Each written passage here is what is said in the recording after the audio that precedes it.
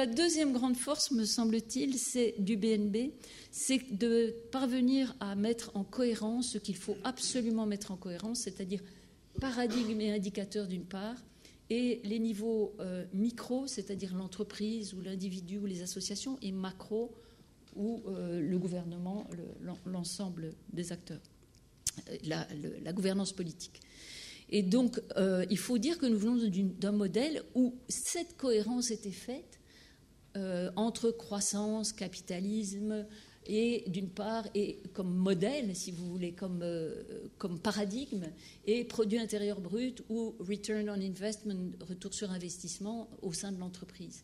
Quand on veut repenser le modèle, il faut aussi penser aux nouveaux indicateurs, et c'est une tendance qui est en cours maintenant de manière très vaste. Il y a beaucoup de travaux à ce sujet, il y a beaucoup de nouveaux indicateurs qui apparaissent, et c'est dans cette mouvance-là que l'on peut situer le bonheur national brut, qui propose un nouveau paradigme de développement. Il a donc déposé un rapport aux Nations Unies en 2013 et des indicateurs.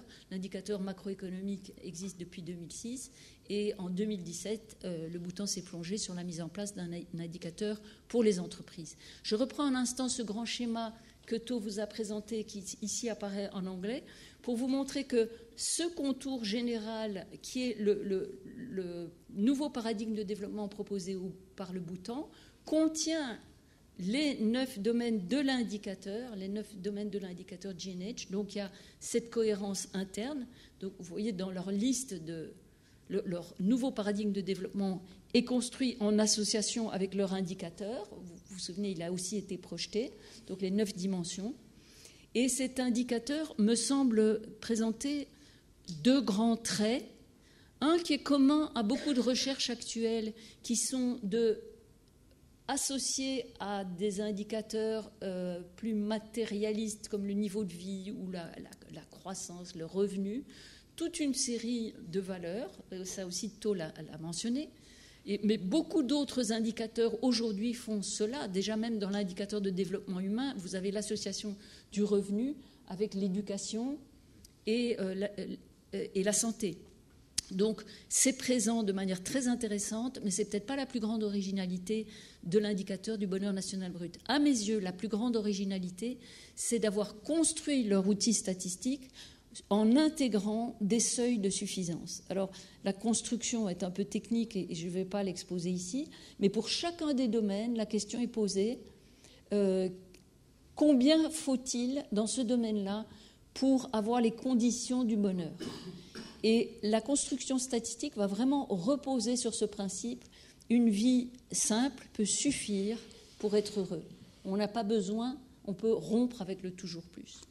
La deuxième grande mise en cohérence que je trouve intéressante, c'est l'idée d'associer le niveau de l'individu ou de l'entreprise ou de l'association et le niveau du gouvernement.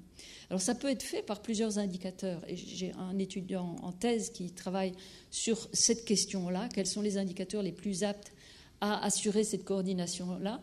Ça pourrait être les objectifs du développement durable, que vous connaissez sans doute. Il y a 17 objectifs. C'est intéressant parce qu'ils sont connus, qu'ils commencent à être diffusés, qu'il y a beaucoup de pays qui ont signé, que certaines entreprises s'en emparent. Pour moi, le problème aujourd'hui, c'est que les objectifs du développement durable restent quand même, ils n'ont pas rompu avec l'ancien paradigme du toujours plus. Donc, et ça, ils le nuancent certainement, mais ils n'ont pas fait cette rupture qu'a fait le bonheur national brut. Du côté du bonheur national brut, eux sont partis des 9 domaines pour les redécliner autrement. Donc le contenu de chacun des cercles devrait être différent, mais je n'ai pas trouvé d'image correspondante. Mais ils vont prendre une série de domaines qui leur semblent relever du bonheur des travailleurs et grouper toute une autre série de domaines qui leur semblent favoriser les conditions organisationnelles du bonheur. Et c'est dans ce sens-là qu'il me semble que le bonheur national brut peut vraiment être une inspiration pour l'Occident à ce moment-ci où nous sommes en train de travailler sur la remise en question du paradigme, sur l'invention de nouveaux indicateurs. Ça permet de relativiser le PIB et le return on investment et la croissance matérielle.